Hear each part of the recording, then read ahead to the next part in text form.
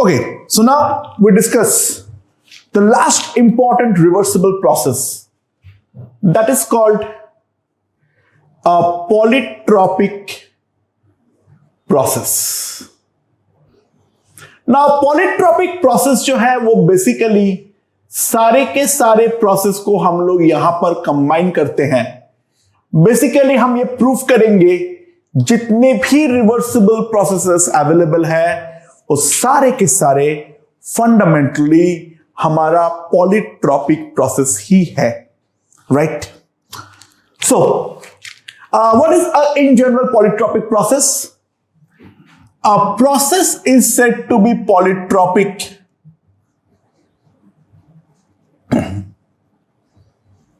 a process is said to be polytropic if PV raised to the power m is equals to constant. जो भी process जिनमें PV raise to the power m constant हो वो सारे के सारे process को हम बोलेंगे पॉलीट्रॉपिक प्रोसेस. पॉलीट्रॉपिक होने पे कोई पाबंदी नहीं है m पर.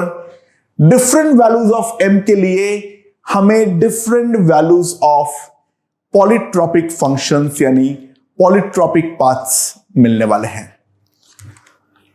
राइट? सो मेरे पास है n मोल्स आइडियल गैस. मेरे पास n मोल्स आइडियल गैस है. Molar heat capacity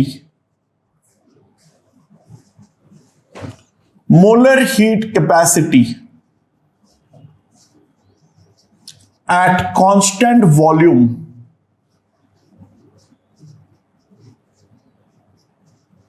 that is equals to CV. Constant volume में जो मोलर हीट कैपेसिटी है that is equals to CV, right? Temperature of gas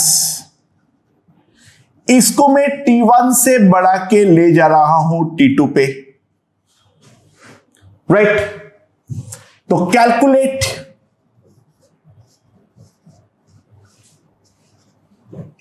delta W, delta U and delta Q.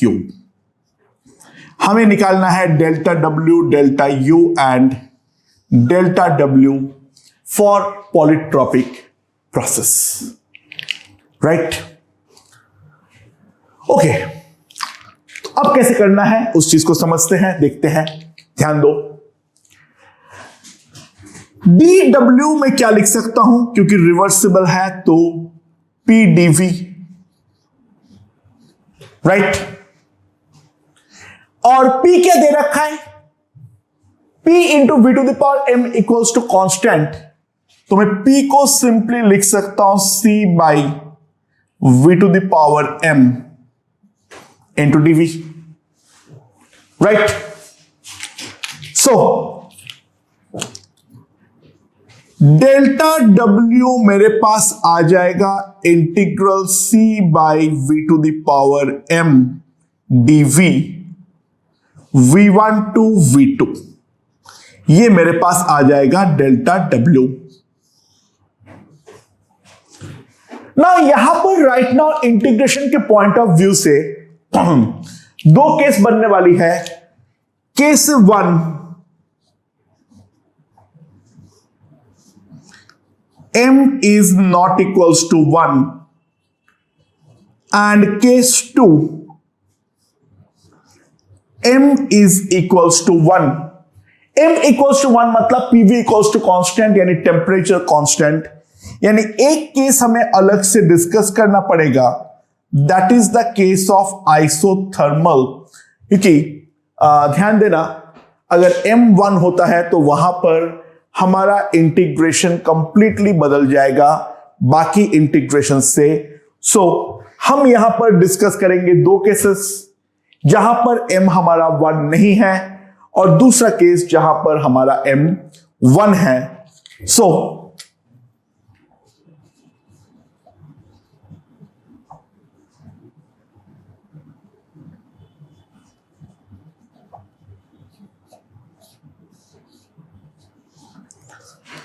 Case 1 m is not equals to 1, तो delta w क्या आ जाएगा मेरे पास? तो delta w मेरे पास सिंपली आ जाएगा integral c by v to the power m into dv from v1 to v2। तो क्या आ जाएगा मेरे पास? कांस्टेंट c तो बाहर, integral dv by v to the power m, v1 से v2 आ जाएगा। तो डेल्टा w इसका इंटीग्रेशन क्या होगा? इसको मैं क्या लिख सकता हूं? v to the power of minus m into dv। तो now if I integrate, simply integration क्या आएगा? तो सिंपली इंटीग्रेशन आ जाएगा c by 1 minus m into v to the power 1 minus m from v1 to v2. So delta w will come out to be c by 1 minus m v2 to the power 1 minus m minus v1 to the power 1 minus m। तो सबसे पहले तो ये वाला result मेरे पास आ गया, लेकिन हमें v1 और v2 के बारे में कोई आइडिया नहीं है, c भी हमें दिया हुआ तो है नहीं कहीं पर। तो हम इस तरीके से अपना फाइनल वर्क को नहीं छोड़ सकते हैं। तो हम क्या करेंगे, ध्यान देना यहां पर, c into v2 to the power 1 minus m, c into v1 to the power 1 minus m divided by 1 minus m। Now ये वाला c को मैं क्या लिख सकता हूं? p2 v2 to the power m। ये वाला c को मैं क्या लिख सकता हूं? p2 v2 to the power m। तो p2 v2 to the power m into v2 to the power 1 minus m minus ये वाला c को क्या लिख सकता हूं मैं? p1 v1 to the power m v1 to the power 1 minus m by 1 minus m। so delta w क्या आएगा?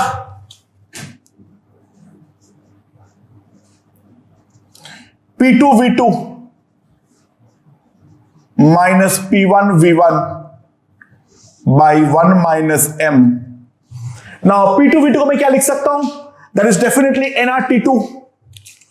तो ये मेरे पास आ जाएगा nRT2 माइनस t1, क्योंकि p1 v1 क्या आ जाएगा? nRT1 by 1 minus m। So polytropic process के लिए delta W equals to N R delta T by 1 minus m provided m is not equals to 1। तो m इक्वल्स टू 1 के लिए हमें अलग से इंटीग्रेट करना पड़ेगा, हमारे पास कोई ऑप्शन अवेलेबल नहीं है। बट m इक्वल्स टू 1 का हम ऑलरेडी अलग से कर रखे हैं, that is the case of isothermal.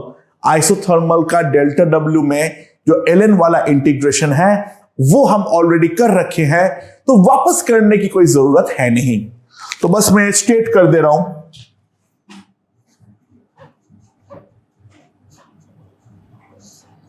Case 2, so that is reversible isothermal and that is obviously already done। Okay, अब हम लोग अगर यहां पर आए, डेल्टा यू जो होगा वो तो हमेशा ही होगा एनसीवी डेल्टा टी, और सीवी पे ध्यान देना, सीवी को मैं लिख सकता हूं N R delta T by gamma minus 1। ये मेरे पास हो जाएगा डेल्टा यू। ये तो एक स्टेट फंक्शन है, तो हर प्रोसेस के लिए ये तो डेफिनेटली ट्रू है। सो डेल्टा क्यू जो आएगा that will be equals to delta U plus delta W, and अगर मैं इन दोनों को ऐड करूं तो I can clearly see this is N R delta T 1 by gamma minus 1 plus 1 by 1 minus M can be also written as, याद रखने में आसानी होगी, -1 बाई एम माइनस 1। तो हम लोग पॉलीट्रॉपिक प्रोसेस में वो केस जहां पर M1 नहीं है, उस केस में इन जनरल अगर हम ध्यान दें तो delta W, delta U and delta Q हम सब कुछ निकाल दिए हैं। डेल्टा U को तो कोई फर्क ही नहीं पड़ता है, वो तो हमेशा ही एनसीवी डेल्टा T है। बाकी प्रोसेस का मैं इन टर्म्स ऑफ M जो है वो निकाल के दे दिया हूं, और ये फॉर्मूला हमें डेफिनेटली हर हाल पे याद तो रखना ही पड़ेगा। हर हाल पे ये जो दोनों फॉर्मूला है, ये फॉर्मूला तो हमें याद होना चाहिए। ये याद रखोगे तो ये ऑटोमेटिकली याद हो जाना चाहिए, क्योंकि इसमें केवल डेल्टा यू ही ऐड हुआ है और वो डेल्टा यू तो फिक्स है, राइट। अच्छा, एक इंटरेस्टिंग मैथ्स का चैलेंज यहां पे बन सकता है। Can we derive delta W for isothermal using this result? हम लोगों ने जो ये निकाले हैं, क्या इस रिजल्ट को इस्तेमाल करते हुए हम निकाल सकते हैं क्या डेल्टा डब्ल्यू का formula for a given isothermal process? अच्छा, ध्यान देना, राइट नाउ हम लोग जहां पर है delta W equals to N R delta T by 1 minus M, and ध्यान देना यहां पर आइसोथर्मल है तो ये भी 0 है डेल्टा टी, और M1 है तो ये 0/0 फॉर्म है। So we try to find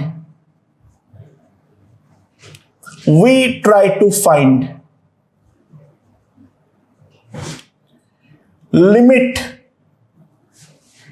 M tending to 1 delta W।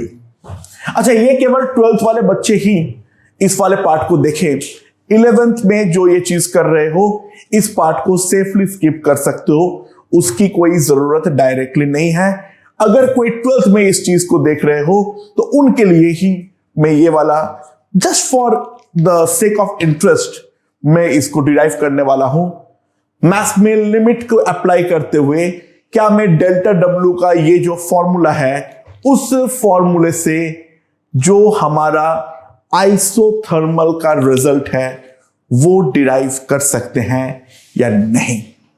Okay, now let's see कैसे करेंगे। अच्छा, ये क्या हो जाएगा? Limit m tending to 1 nrt2 minus nrt1 by 1 minus m, ये तो मैं लिख सकता हूं, right. nrt2 minus nrt1 by 1 minus m, ये तो मैं डेफिनेटली लिख सकता हूं। अच्छा, लिख तो सकता हूं, तो क्या मैं ये भी लिख सकता हूं? This is P2 V2 minus P1 V1 by 1 minus M। हां, लिख तो सकता हूं। और अगर मैं ये लिख सकता हूं तो क्या साथ ही साथ ये भी लिख सकता हूं जो P2 जो है वो है मेरा C2 by V2 to the power m, C divided by V2 to the power m, और दूसरा C by V1 to the power m। हाँ, लिखना तो चाहिए। तो this can be written as limit m tending to 1 C into V2 to the power 1 minus m C into V1 to the power 1 minus m divided by 1 minus m, right? तो अब ध्यान देना मैं क्या करने वाला हूं। 1 माइनस m को मैं t मान लिया as m tending to 1 t tending to 0 आ जाएगा मेरे पास। जैसे जैसे m 1 को टेंड करेगा t वैसे ही मेरा 0 को टेंड करेगा, तो डेल्टा w मेरे पास आ जाएगा limit t tending to 0 c into v2 to the power t minus v1 to the power t by t, ये मेरे पास आ जाएगा। Now c into v1 to the power t को मैं बाहर अगर कॉमन ले लेता हूं,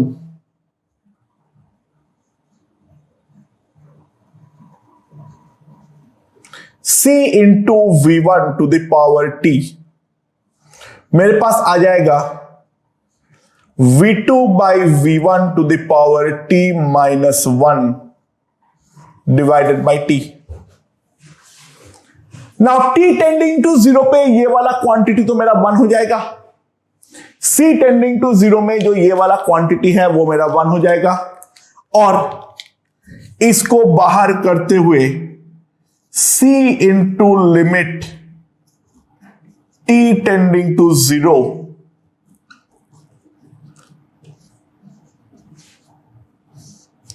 now limit x tending to 0 a to the power x minus 1 by x हम जानते हैं that is equals to ln a, that is c ln v2 by v1, but क्योंकि प्रोसेस आइसोथर्मल है pvm इक्वल्स टू कांस्टेंट है, m तो मेरा 1 है, तो pv इक्वल्स टू कांस्टेंट, और वो कांस्टेंट का वैल्यू हम जानते हैं nRT, तो c is equals to nRT, that implies delta w equals to nRT ln v2 by v1। तो applying the concept of limit, हम लोग जो हमने निकाले हैं for m not equals to 1, वहां से हम आइसोथर्मल के लिए भी जो वर्क का इक्वेशन है वो डेफिनेटली निकाल सकते हैं।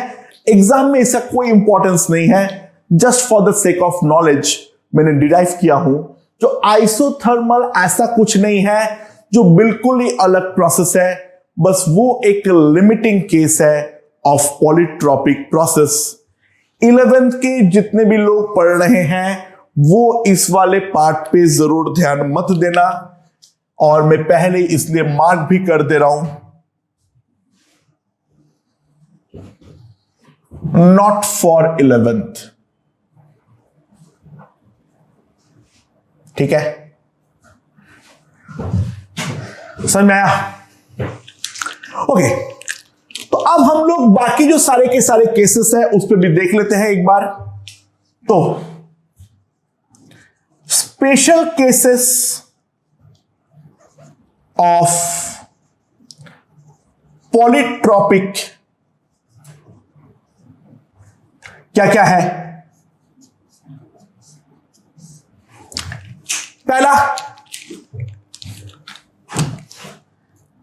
अगर m इक्वल्स टू 0 हो तो यानी p into V to the power 0 equals to constant, यानी p जो आएगा वो मेरे पास आएगा कांस्टेंट, दैट इंप्लाइज आइसोबैरिक।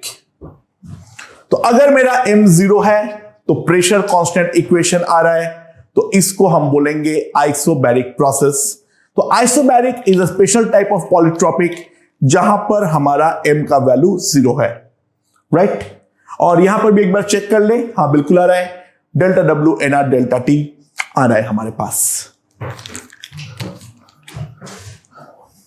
दूसरा,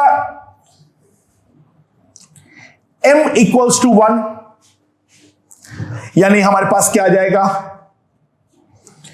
PV equals to constant, that implies nRT equals to constant. तो टेम्परेचर कांस्टेंट यानी आइसोथर्मल रिवर्सिबल। तीसरा केस,